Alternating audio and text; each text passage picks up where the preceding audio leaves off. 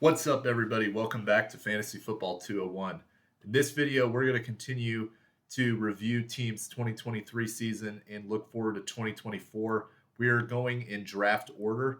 Last week, I did the teams with the first four picks in the draft, and this week I'm going to talk about five teams that I do not expect will be taking quarterbacks. We're going to talk about Carolina Panthers, New York Giants, Los Angeles Chargers, Tennessee Titans, and New York Jets. So as you see here, I have the draft order for 5 to 18 listed. And as you can see here, all of these teams, we're looking at the Chargers, Giants, Titans, and the Jets, which are all in the top 10, but I suspect will not take a quarterback. We already talked about Chicago Bears, and Carolina we didn't talk about, even though they had the worst record in the league because they gave their pick to Chicago. So we'll start with Carolina before we get too much into the draft. But basically, for all these teams, I'm going to go position by position, talk about how they did in 2023, and look forward to 2024. Also, if you are interested in more content of fantasy football as well as some other stuff, please check out my channel. See the description below for more information. So we will start with the Carolina Panthers.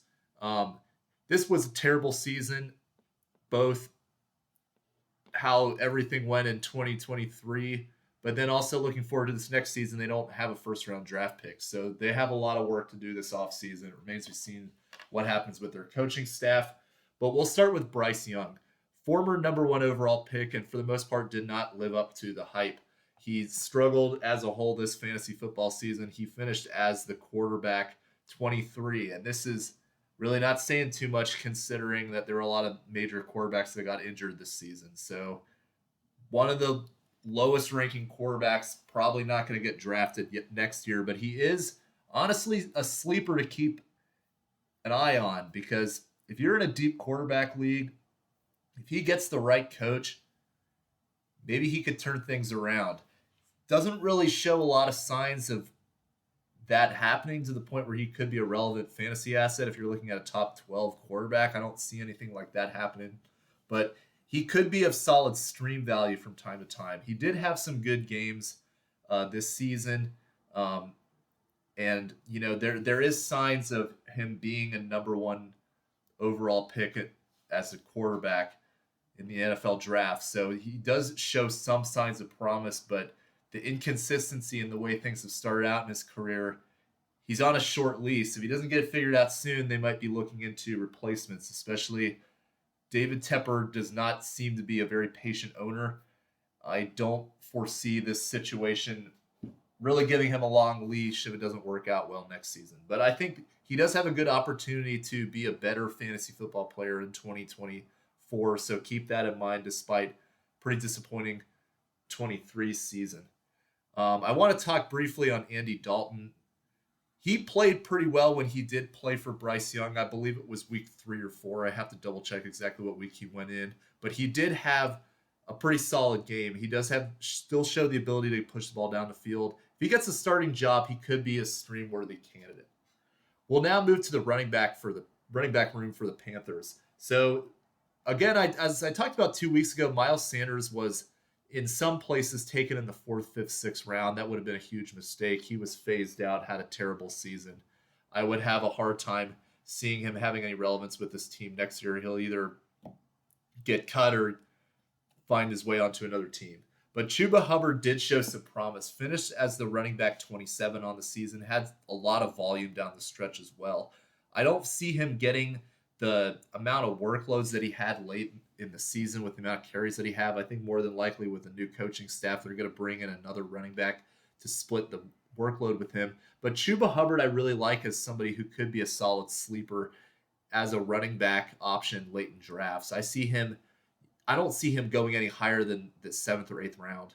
And I think that if he is still in a position where it looks like he's got a strong footing on the starting running back job in Carolina, that's a great pickup late who could give you some solid value there. He's shown ability from time to time to do well, had some good games late in the season. If they can improve their team, get a good coaching staff, this could be a sleeper pick as well to look at. Chuba Hubbard, running back for the Carolina Panthers. Wide receivers. This was another wide receiver room. I talked about Arizona's not being very good last season. This one, aside from Adam Thielen, they were really rough. This Carolina Panthers receiving core.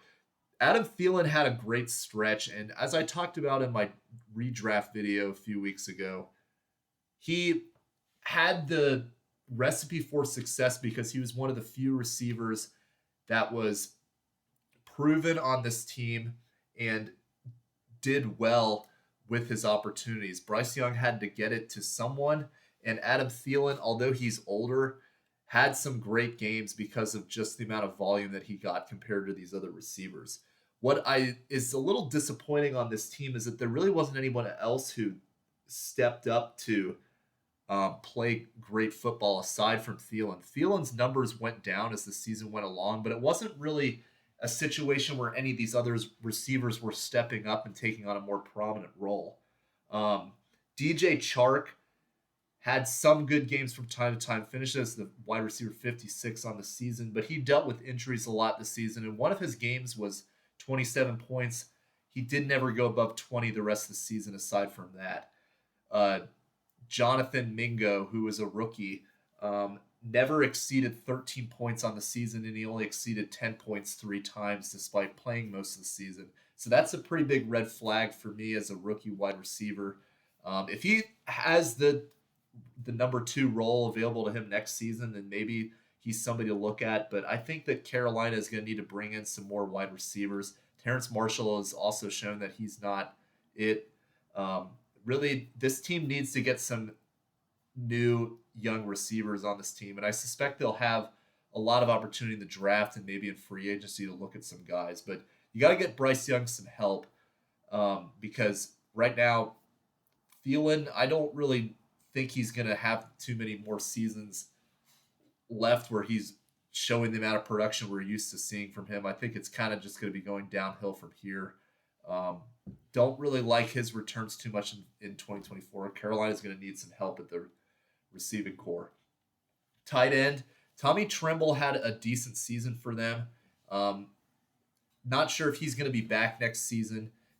He really wasn't a fantasy relevant player anyway. I actually was really excited about Hayden Hurst when he started off and he had a 15-point full PPR game with the Panthers. I thought that he was going to be the one that was going to step up and get more targets from them, but he dealt with injuries and never got anything close to that again. Again, this is another position they might try to upgrade as well, but they don't have any first-round picks, so it's going to be a tough uphill battle for them. Very well could find this team in much of the same situation they had last year as a bottom 5 team in the NFL. We now move to the New York Giants. Actually, I'm going to go ahead and start with the Chargers first, just keep it in terms of draft order. So according to this Tankathon draft board, the Chargers are projected to take Brock Bowers at number 5. Me personally, I do not agree with that.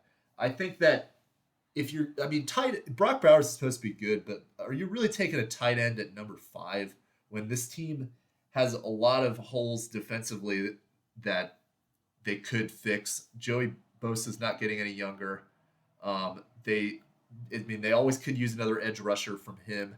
A lot of, their offensive line could use some work as well. I think there's a higher probability that they take Malik Neighbors because they're trying to get some other receiving options to fit Herbert's timeline. Fashanu from Penn State. Dallas Turner. I like 6, 7, and 8 more as an option for them at number 5. Look at Kyle Pitts in Atlanta. How much has a tight end taking him that high benefited that team? So I don't agree with this draft selection to take Brock Bowers this high, but if they do, he would be an interesting fantasy option for this team. We'll talk about the rest of this roster now. Justin Herbert. So a tough season for Herbert standards relative to where he was drafted. And this has been a continual theme with him where he's taken as a top 10 quarterback, but he hasn't really returned that value the past 2 seasons. And this season, and you can kind of say that's a little bit because of injury. And a lot of this is because of the coaching, because Brandon Staley's ability to develop this team this season was obviously extremely poor, and he was let go mid-season. Herbert could, if he gets the right coach, he could be a good fantasy sleeper based on where I project he'll be drafted. I think some guys are going to be taken ahead of him than we've seen before, such as guys like C.J. Stroud, guys like Kyler Murray, um, people like that. I could see them going ahead of Herbert this time around. Maybe even Caleb Williams, depending on uh, whatever hit he looks like in preseason. I could see Herbert slipping a little bit in drafts, and he could be a decent value for you if he goes in somewhere around the 5th and 6th round range. But again, a pretty disappointing fantasy player the last 2 seasons relative to his name. So just keep that in mind. I'm not extremely high on reaching for Justin Herbert in general, but I'm interested to see where he falls in the draft boards next season. Austin Eckler, disappointing season, finished as the RB26, which is just one spot ahead of Chuba Hubbard, who I just talked about a few minutes ago. Eckler is falling into that range, though, where he could be of sneaky good value if he can get healthy. That being said, he's probably, I really don't see him going higher than a 3rd round pick. 3rd, 4th round is probably where I think he will go next season. And if you can get him there and he is healthy and this offense figures itself out, that could be solid value for you. So he's kind of, overrated this season in terms of his draft position, but people have a bad taste in their mouth from him this year. He's going to fall a little bit, but he could be of great value in 2024. So don't let the way this season went necessarily cloud your vision. He is older, and I do get that, but he is an extremely explosive player and a great pass-catching running back. If they could get a coach that could figure out how to use him appropriately, then he could return to being a great fantasy running back that we've seen for the years prior to this past one. Joshua Kelly. So keep in mind, Eckler is a free agent, so he could go anywhere. This is just, speculating if he comes back to Los Angeles, but if he leaves for whatever reason, I really don't like Joshua Kelly as an option for this team. When Eckler was injured, Kelly really did not do much of anything. So I think if that situation were to happen where Eckler goes to another team, they're going to probably draft a rookie, and I like that rookie over Joshua Kelly. But we'll cross that bridge when we get there. Keenan Allen. This is going to be a very interesting debate for 2024 because he fell a little bit in drafts this year because of his age, but he still returned excellent value. He finished as the wide receiver 8, but before he got injured, he was the wide receiver 2 on the season behind Tyreek Hill. And a lot of this is because he's really the only wide receiver that is stepping up as an option for Justin Herbert. Mike Williams had some good games, but he got injured with ACL injury. The bottom line with him is that he just keeps getting injured year after year after year. I don't know how he's going to look next season. Joshua Palmer, Quentin Johnson, both were pretty disappointing. So if you roll back the same group for next season, I think that this could be another great season for Keenan Allen coming up, and he may slip again because he's going to be another year older. But I think that this is a situation this team may try to bring in another receiver to try to help out just Herbert. I don't think that Palmer and Quincy Johnson, maybe he could get his act together. Let's call him Trey Palmer, Joshua Palmer. I don't really see him as somebody that's going to be able to step up and become a fantasy starting player that's going to be relevant in 2024. But going back to Keenan Allen, if he has this type of role again next season, I think he's going to again be excellent value. My fear is that because of how he played the season when he was healthy, is that he could become overvalued and might be his ADP could drive him higher to how he will actually perform given his age. So there is a little bit of risk involved there, but if you're looking for a safe floor pick in the 4th round with a lot of upside, I think Keenan Allen will be an excellent pick for next season. Tight end. So this is I talked about Brock Bowers. If he does go there and they don't update the wide receiver core, then Brock Bowers would be a very interesting tight end to draft for this next season, especially there's a lot of question marks at that position. Who's going to be a reliable option for fantasy football next season. Assuming that he doesn't go there, though, their tight ends from this past season, Gerald Everett and Donald Parham. The problem with them is that both of them are both individually talented players, but they just split their touches so much that I never played any of them. That's my rule: is if you have two guys like in the tight end role like that, you kind of got that going on with the Bills and Dawson Knox and Dalton Kincaid for the way the stretch run ended this season. It's you don't want to play that game with tight ends. There's too much uncertainty. You got to find someone who's getting a lot of volume, and that's why Everett and Parham, if they happen to be the tight ends on this team next year, I'm not playing them. Keep an eye out on this defense next season. They had a pretty poor performance because Brandon Staley was a terrible coach, but they have a lot of individual talent. And, there's rumors about Bill Belichick. I don't know if that's going to happen. But if they can get a coach who can get this defense together, they could be a great sleeper to take in the late rounds, or somebody you can pick up off waivers and become an every week starter on defense. And I don't talk much about kickers because I think they're irrelevant for the most part in fantasy football, and you should not prioritize them, as I've talked about earlier. But Cameron Dicker, who was mostly an undrafted kicker, finished as the kicker 7 this season. So this goes to show that, some of these kickers that you get and that are undrafted can be of great value. But the other point I want to bring up is that if they can get this offense clicking and make it even better this next season, then Cameron Dicker could be a great kicker to pick up in the last round or in free agency, or not free agency, on waivers, that you can plug in and he could become a weekly starter, because he did well this season. He's pretty accurate and he's got a good leg, and if he's going to get more opportunities with a better offense, then this could be a great kicker value for you. That's probably the most I'm going to talk about kickers in the next couple videos, but we'll see. Next, we're going to talk about the Giants. So in this mock draft, we have them taking Malik Neighbors at the number 6 pick, and I think that would be a good selection for them. There's a lot of rumors that they're going to try to get a quarterback to replace Daniel Jones. That may be the right decision, but me personally, I do not think the actual Giants organization is going to do this. Otherwise, why would they have given him that huge contract this past season?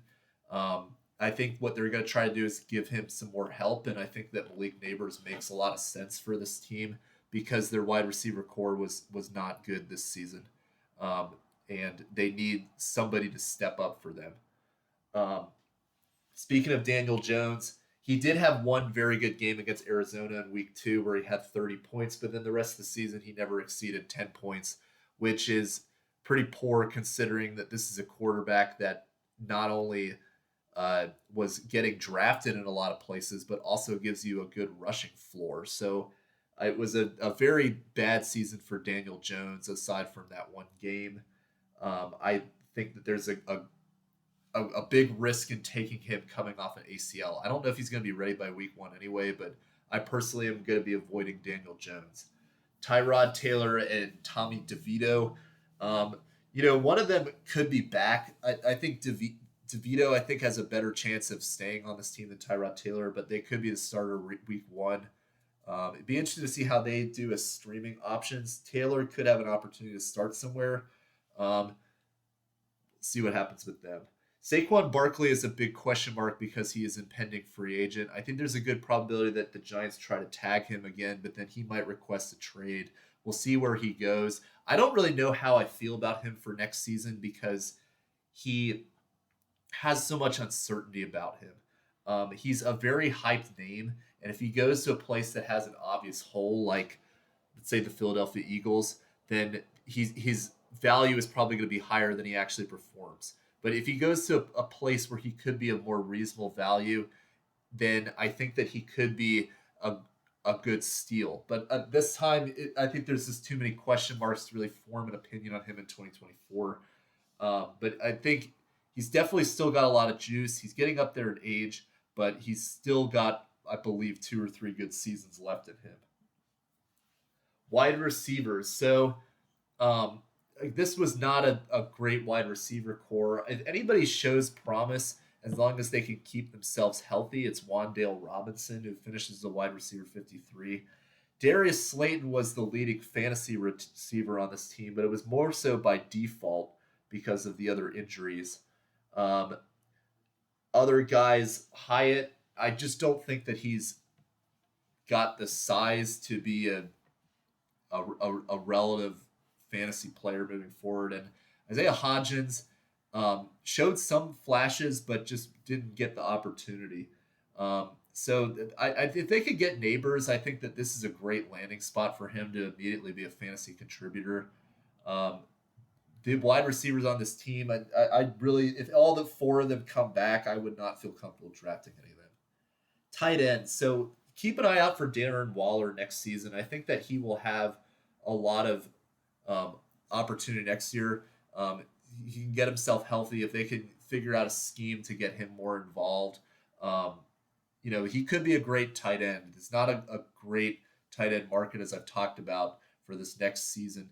And he could be in a good position where you can get him in the 7th, 8th round. Could be some great value for you there. So next we'll go to the Tennessee Titans. And I don't anticipate spending a lot of time talking about them because there's a lot of uncertainty about this team for next season. Goodness, I can't remember his name right now. How am I not remembering their coach they just fired? Mike Vrabel. Goodness, brain fart. He had a very specific scheme for this team that worked when they were successful a few years ago, but they're going to be uprooting that. Derrick Henry is likely going to be leaving. A lot of questions. This mock draft has them taking a tackle out of Penn State. I think that would be a good pick for them. Just try to shore up the line and try to get an identity back at the line of scrimmage. Let's start with the quarterback. I don't anticipate them replacing Will Levis because he did show some signs, and I think he's got a lot of toughness and just character to him that, maybe they're going to give him another chance. They kind of had that same thing with Desmond Ridder and Pickett, and I think that Levis has shown more than both of those guys this season. So he compared to their rookie seasons, I think Levis has shown some things that are promising. His first game was exceptional. He had 4 touchdowns. There's only been 2 other guys in the NFL that ever did that. He had some other okay performances that were nothing great. He kind of fell back to earth, but then he did have a very nice comeback against the Dolphins where he really was very impressive in terms of both his mobility and his ability to lead the team from a comeback. So I think he's going to have a job on this team next season as a starter. We'll see how it goes from there, but I don't anticipate them trying to draft a quarterback or bring a free agent in. Henry, I'll talk about him briefly. He actually finished as the running back 8 this season despite having an up and down season. And he's another one like Barkley that, depending on where he goes, it's going to really drive how I see him next season. If he ends up in a committee, then that really hurts his value. But he's shown that when he is able to play in a position where his team has the lead, he's still the bruising Derrick Henry that we remember from old. It's when this Titans team fell behind that he was just completely erased as a fantasy option. So, if he gets to a team like, let's just say, for example, the Eagles or the Bengals or another team that is very good but just needs an additional running back, they're going to have a lot of leads and a lot of opportunities to get Derrick Henry in a position where he can be successful. But the one that I really like that is going to be slept on for sure is Tajay Spears. Finished as the running back 34, was the handcuff to Derrick Henry all season, but I don't think people are really thinking about how he will be in 2024 as a fantasy running back option. He will probably, in my opinion, be a 5th or 6th round running back pickup. And this is somebody that I would really be looking at getting for next season, because if this team is keeping to a similar identity of running the ball and their new general manager comes from that 49ers lineage with a lot of running back focused offenses, then Tajay Spears is going to potentially pop next season, and I really like him. Just on this early projection of 2024 for next season. The only real wide receivers of note that did well in fantasy for this team was DeAndre Hopkins. I doubt he will be back in Tennessee. I think more than likely he goes to a contending team, and uh, he's a good football player still, but I just don't know if that's going to translate to fantasy production at this point in the season. See what happens with him before I formulate an opinion. The only other wide receiver I want to talk about on this team is Treylon Burks, and just a disappointing career for him. You know, this team moved off of A.J. Brown specifically to get Burks, and that really backfired, and I think that kind of set off a chain effect that kind of really just tanked this franchise. I don't like him at all going into this next season. Tight end, Chiga Conquo was somebody who generated some buzz this offseason, but really did not live up to it. He finished as a tight end 21. Just some boom bust games on and off. Really don't like him for next season, but I don't know if he will even be back on this team. And then we'll conclude with the New York Jets, another team with a lot of question marks, but some very intriguing fantasy options for this next season. They're drafting number 10 this season, and their pick is Joe Alt from Notre Dame. I think that would be definitely an area that they need to address, the offensive line. If they can get either Fashanu or Alt or the other tackle from Alabama, Latham, those are all the ones that seem to be going up at the top in these drafts. That would be a good pickup for them. They need to shore up that line and make sure that Aaron Rodgers does not tear his Achilles again. How will he do next season, specifically Aaron Rodgers? I mean, you look at him in his past few seasons in fantasy football, and I was kind of beating the drum in my early videos on this channel that he was getting taken too high in drafts. I think people have caught on to that now, and they're not going to be taking the name value of Aaron Rodgers in fantasy football drafts. But, you know, he could hypothetically be a streaming option. I don't really know if it's honestly the fear I have about this team is that just with the Nathaniel Hackett offense is just going to be little to no improvement on this offense compared to this season, which I know is hard to say, but just the schemes are just not good. Aside from Garrett Wilson, they really don't have great receiving options on this team. Aaron Rodgers is one of the best of all time, but he's definitely got his work cut out for him on this team. I don't know what's going to happen with Zach Wilson. Just to put that out there, I think he's going to probably get a backup job somewhere. Definitely not in New York, though. Breece Hall. So this is an incredible discussion to talk about because Breece Hall had a stretch this season where he was terrible, but the way he finished this season was remarkable. I know that last game against the Patriots, he had 34 carries, and you're not going to get that very often at all. But the point I want to make about that is that this team knows that he is their best player, and there were a lot of questions about him this previous season about his knee injury recovery. So that hyped up Dalvin Cook, all that. But basically, Breece Hall is in a position where he's going to be a first-round pick, and if Aaron Rodgers comes back and can turn this offense around, he has an argument to be one of the biggest sleepers in fantasy football for 2024.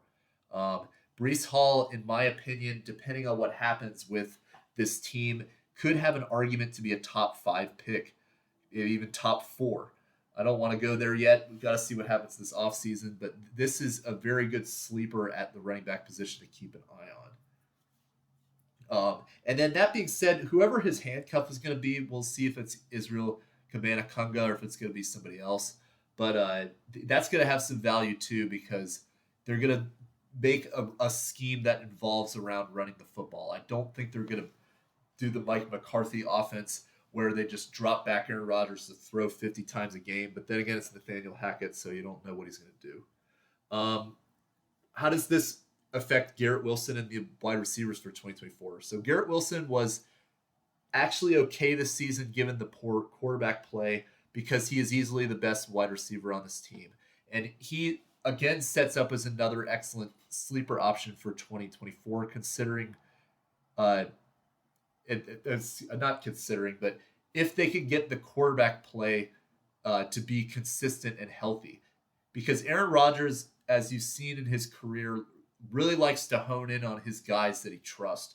And Garrett Wilson is somebody that he will trust immediately. He's going to get the ball to a lot. He could be a great value.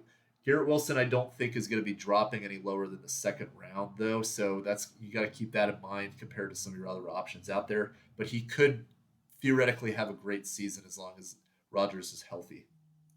The other receivers, I really don't think are worth mentioning, like Alan Lazard, Randall Cobb, and all them. But the one I do want to point out is Xavier Gibson. He actually played pretty well from time to time this season, especially late in the stretch. We'll see what they do with their other wide receivers, if they're going to bring in some rookies or whatnot. But Gibson, only 22, coming into this next season, he could get some more opportunity. This could be a sleeper in deep leagues to keep an eye on, because he could develop that rapport with Aaron Rodgers earlier than some of these other youngsters, because he's spent a year with him already. So just keep an eye on him. He could be somebody that we talk about next year, hypothetically, who could have a breakout.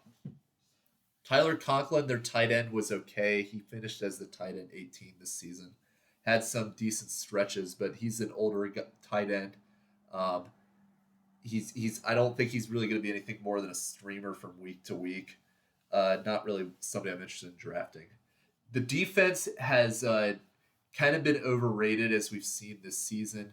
We'll see how they look next season. I think that they will be highly drafted defense, but my concern with them is that they could be getting taken too high, depending on what kind of pieces they add on this team. But then again, I could also see a world where this becomes a very good defense too. It all depends on the health of this team, if they can get the line figured out. A lot depends on this offseason for the New York Jets. But they could be an intriguing fantasy football team. We already know Breece Hall is going to be a great player for them. We'll see how these other guys look as well. Well, that's all that I've got for this video.